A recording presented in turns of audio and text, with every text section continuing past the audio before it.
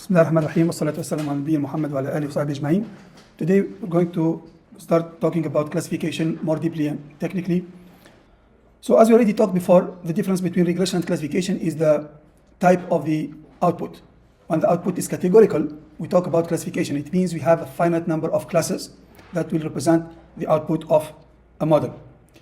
And in the case of regression, we will have a continuous space, okay, of values.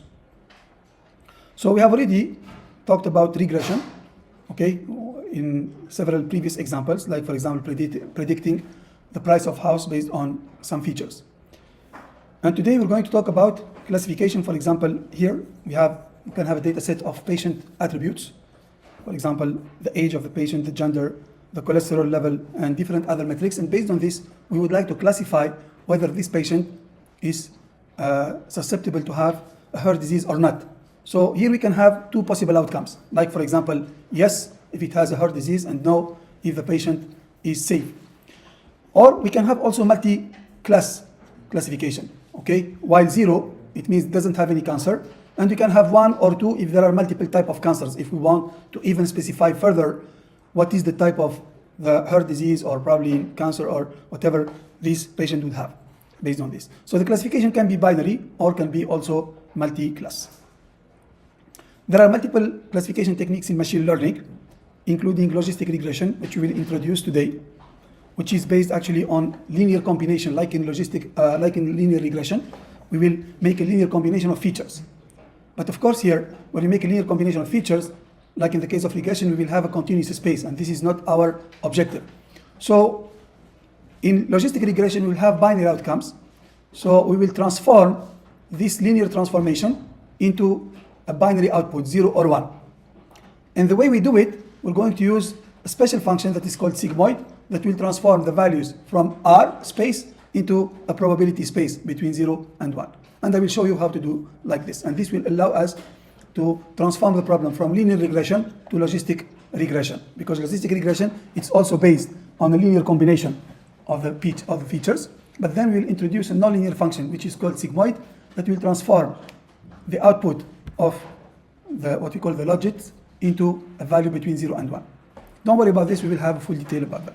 So there are also decision trees, which will split the data into branches to make decision. Okay, and it's useful for both categorical and continuous input and output variables. Other techniques like support vector machine, random forest, neural network, KNN, all these techniques, you will learn them in details in the machine learning course. So this is a reminder. When we have classification, we usually need to encode the output. Not only the output, also the features. I mean, if we have features or output that are not numbers, we need to encode them. So the simplest way in binary classification, we can encode the output, for example, like in this case, we have yes or no. We can encode it into integer values, 0 or 1. So these are int values that will be assigned to each of the two possible outcomes. In the case of, for example, multi-class classification, like here, we can use the values, the integer values, 0, 1, 2, but also we can encode them into a different ways.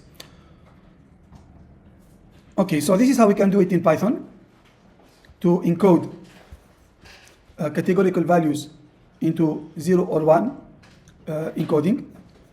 So you can use the F targets, so these are the target values, as type categories, and then .code, it will represent them as 0 and 1 values. Another technique that we have also talked about is what we call the one-hot encoding. It means transforming every categorical data into a vector. So what is the characteristic of the vector? It will be all zeros except one value that will be equal to 1. Look, for example, if I have a binary outcome, yes or no. So I can represent no with the vector 1, 0, and I can represent yes with the vector 0, 1. Now, if I have 3 classes, what will be my vectors? 1, 0, 0, 0, 1, 0, and 0, 0, 1. Okay, so it matches perfectly the number of classes.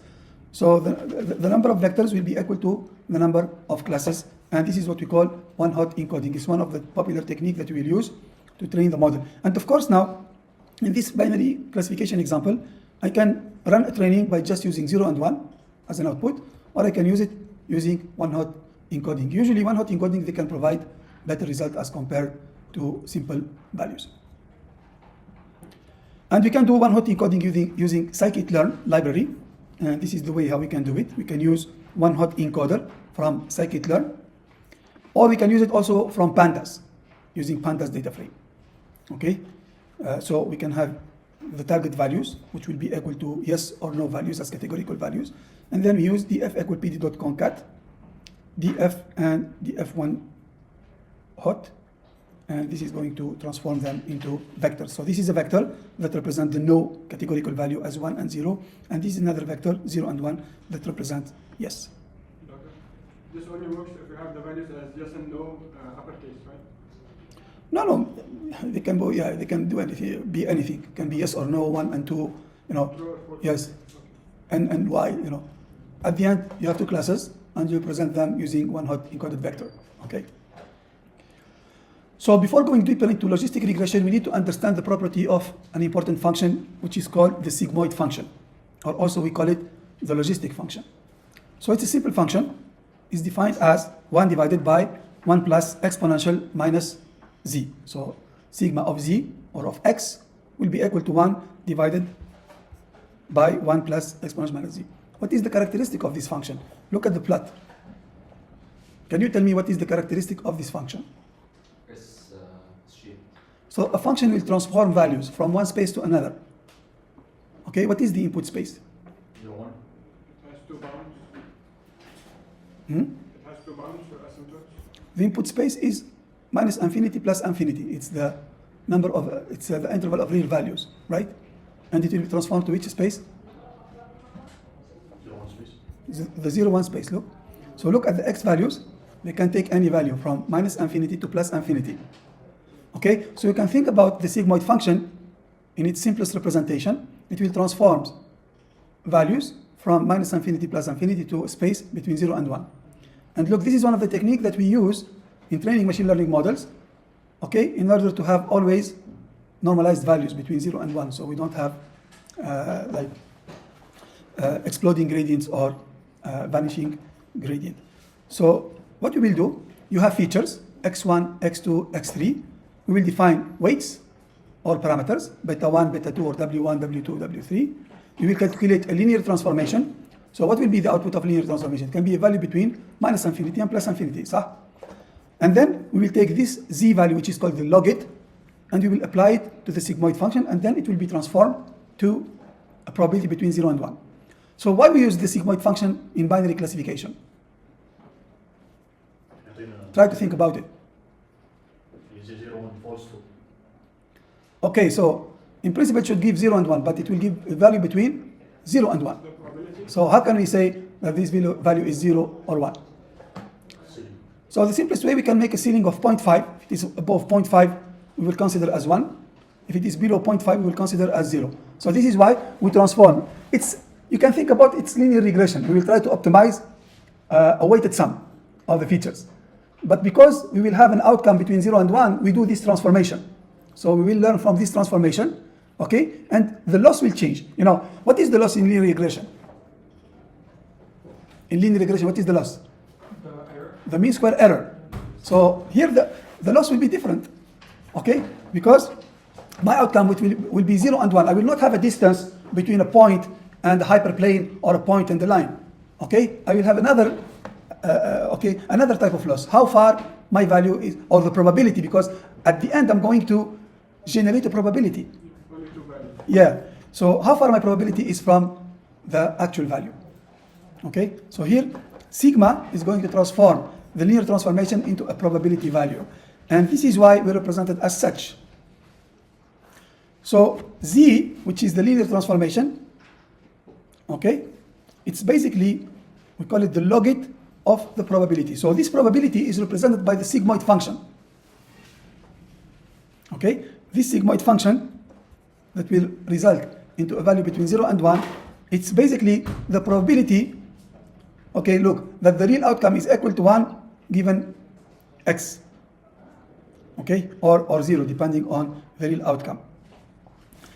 Okay, so this value that we will calculate as a linear transformation, and this is the logit function, how it works. It's the opposite of the sigmoid. Okay, now from any value between 0 and 1, it will be mapped to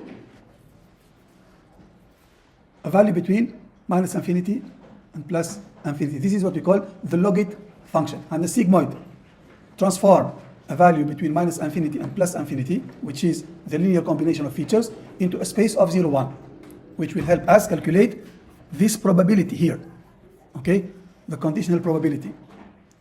And the logit will do the other way around. So Z here, this is what we call the logit, which is the linear transformation. Now I'm just introducing terminologies. I didn't tell how we use these terminologies to create a predictive model. Okay, so now we have two concepts. The concept of sigmoid function. What you should know, it's non-linear function. It transforms a value between minus infinity and plus infinity. And we have the logit, which is the opposite, which represent the linear transformation or the logit of the probability that we would like to estimate. Okay? So this is how it works. And finally, what we will try to minimize, okay, or here we have the sigmoid function, which is the inverse of the logit function. And at the end, we can predict, we would like to predict the probability of the positive outcome or the negative outcome must be correct. Okay, probability of y equal to 1 or probability of y equal to 0 is equal to this transformation. We have linear transformation and non-linear transformation, which will give us a value between 0 and 1. And now the question, if you want to make a predictive model, what I should do? قبل كل شيء كلامي واضح ولا في عالم آخر؟ مش واضح. I feel that. Okay. So what is not clear? Sigmoid transfers from 90 to 0 to 1. But what's the ماذا وماذا؟ بين sigmoid عكس بعضهم. شو الفرق بين الاكسبوننشال واللوج؟ The log of exponential of x is equal to what? X. Exponential of log x is x. فهم they neutralize each other. واضح؟ وعندنا واحدة log اللي هي logit لغة exponential. Okay, simple. Take it simple. And all what I done now, just introducing these terminologies. I didn't talk about how to optimize. And now my question, how to optimize? What we do in predictive modeling, بأوضح الآن. Is clearer? Okay. What you usually do to optimize a predictive model? You have your data, you identify the model, and then define the loss. Can you make a predictive model without a loss function? Okay, so the loss function, yeah, so this is what we need to do, is to make a loss function. Okay, the loss function that we will use, I already talked about, is called the cross entropy log. Maybe if I have time, I can make you a demonstration about why it is this expression, which looks weird, but it is intuitive. But now I want just to focus about the concept of logistic regression. So this slide summarizes everything. You will have features. It can be 1 feature, 2 features, 3 features. The first thing you need to do is to calculate the logit, which is z, which is a linear combination of these features. That's gonna give you a real value between minus infinity and plus infinity. Okay? And the second step is to calculate the nonlinear transformation using the sigmoid, which will then transform the value between 0 and 1. And now the question, what is the prediction error? Okay? We cannot make the difference between 0 and 1, doesn't make too much sense, because here we talk about probability, and probability, it has a meaning of entropy. And the cross entropy, now, if I can intuitively explain this, it's the probability that we have a correct positive prediction or a correct negative prediction. In case of incorrect prediction, one of the terms will be 0. Okay? Okay, so if the prediction is incorrect, this term is going to be positive in case of incorrect. And in case of correct prediction, the term will be close to 0. Okay. Why can't we use the mean square error function? We use the mean regression? Yeah, because here you're going to compare values between 0 and 1. Yeah. It's not the same way. It's not like you compare into the real space. Okay? And it's even deeper than this, but in today's lecture I'm not going to go into the internal mechanics of the loss function, because I want just to give you the overall picture. But I'm going to explain how this log function is constructed. I have even lecture notes that I can share with you that demonstrates why this is a loss function for this particular case. There is kind of proof to reach this conclusion, but I will share this with you, inshallah, as a lecture note. And you know what is this? This is the most basic neural network ever. Okay, so in machine learning, when you're going to learn about neural network, this is the first neural network, because all neural network, what they do, they make linear transformation of features, and then they apply a nonlinear function. Sigmoid is one of them. There are others, like the tan-H function. It's another one, ReLU function. We apply nonlinearity to learn better from the derivatives. And of course, this is the simplest neural network. It's called perceptron. And we can have a neural network with multiple nodes or multiple perceptron. This is what we call multi-perceptron network. And we can have different layers, and every layer will have a certain number of perceptrons. And this is the concept of neural network, what we call the dense neural network. It's basically a collection of neurons similar to this one. Sigmoid function is one of the functions that we use in image classification. Okay, في NLP يستعملوا tan-H function. So from one domain to another, there are different type of functions that are used for the nonlinear transformation about this. So logistic regression, this is the most basic neural network, okay, which combines the features using a linear combination, then applies a nonlinear function. In our case, it's the sigmoid function. And we understand why it's the sigmoid, because our problem here is about binary classification. So later when we will do multi-class classification, can we use the sigmoid? No, because we have two outcomes. We're going to use a more general version of the sigmoid, which is called the softmax, which is based on the same equation, but it takes into account multiple classes.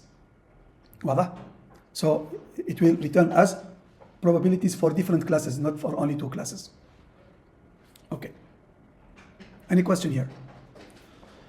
So after computing here, we will calculate this loss. If this loss is greater than 0, we will have to make the derivatives. Okay, and afterwards, we calculate the backward propagation using the update rule. That's it. This is a video that shows how we can calculate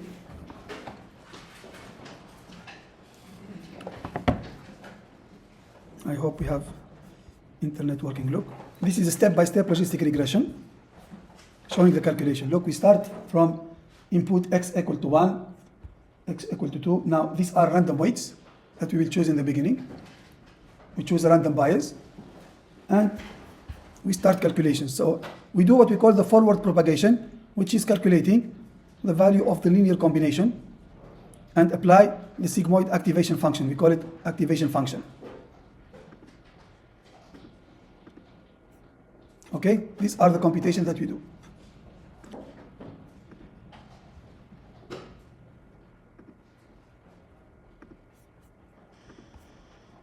And then we calculate the loss using the logistic or the cross entropy function.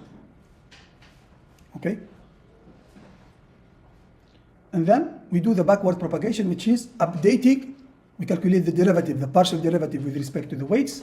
And finally, applying the update rule اللي شفناها في gradient descent. So backward propagation is just applying gradient descent in the same way we did it in logistic, in linear regression, to update the weights. Okay? And then we do another forward pass to estimate the loss until the loss is minimized to a certain value. واضحة الفكرة? So basically, we can see logistic regression as not an extension, but as an adaptation of the linear regression to the context of binary classification. Okay. So these slides now just summarize the math behind these illustrations. We start from an input vector from x1 to xn, which are the features. Okay. And then we have our weights and our bias. We calculate the linear combination as we did before for linear regression, and we apply the nonlinear function. This is what we call the forward pass. Okay. And then this is our estimated value, and we need to calculate the loss based on the predicted value that we found. We have, since we have labeled data set, we will have the actual value, we will have the predicted value. We do these calculations, we will find a value for the loss function. Of course, it's going to be high in the beginning, so we want to minimize it. After that, we calculate the derivative of the loss with respect to every weight and with respect to the bias. This is gradient descent. And then we update the weights, we update the bias, and we make another forward pass to estimate the loss or to calculate the loss. So we do that several iterations until we will have to minimize the loss to the best possible. واضح لحد الآن؟ Any question? So how to train now using Python? Let's consider this data set. What are our features? So it's basically all of these are features, okay, which are the input. They represent characteristic of the patient, the medical record of a patient. And this is a target, so we know this patient, whether it has a heart disease or doesn't have a heart disease. So we will start from a ground truth, from a data set. A hospital should have large amount of information about patients. So we can collect this information and we know this patient has a heart disease, this patient doesn't have a heart disease, and this represents our ground truth. And we will use this data to consider these input features and try to make the correct classification. So next time when there is a new patient that comes, I can take similar features like this and try to predict whether it may have a heart disease or not. So it's kind of likelihood. It's the likelihood. There is nothing certain, but it's likelihood. فأنا شخص قال والله بنسبة 90% ممكن عندك، وبنسبة 90% ممكن you don't have a heart disease. But sometimes the doctors are suspicious, so they want any indication on how to drive the diagnosis and the procedures later. So we start from a data set. This is a data set that is available on this link. We transform it as a data frame, and then we will create a target value. Look, our data set doesn't have this column. We have numbers between 0 and 2.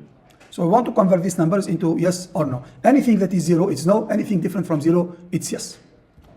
So here just we use lambda expression to convert the num column into values between equal to yes and no. So it will be no for any value different from 0. And that's it. So I will have now my data set is composed by all the features except the output, and y, which is my target variable. Okay. Of course, now if you want to make PCA analysis for feature reduction, this is something that you can do. Okay. If there is any correlation between any two features, we can transform it into the the principal component space, and then this will help to make a more accurate predictive model.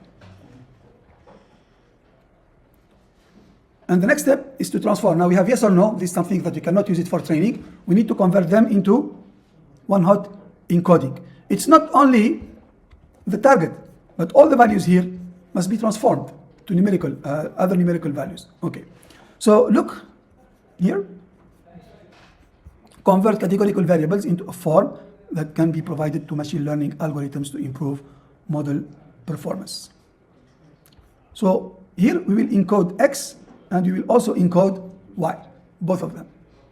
Okay, we take all these features, we create an encoder, okay, and then we will provide the values as encoded, as you can see over here. So this is the first feature. Okay, every row will represent a feature. Yes? Weren't they originally numerical values? They were originally numerical values, right? Yes. So why did we encode them? It's possible, encoding, it helps. Okay, it helps the improvement of classification. Yeah.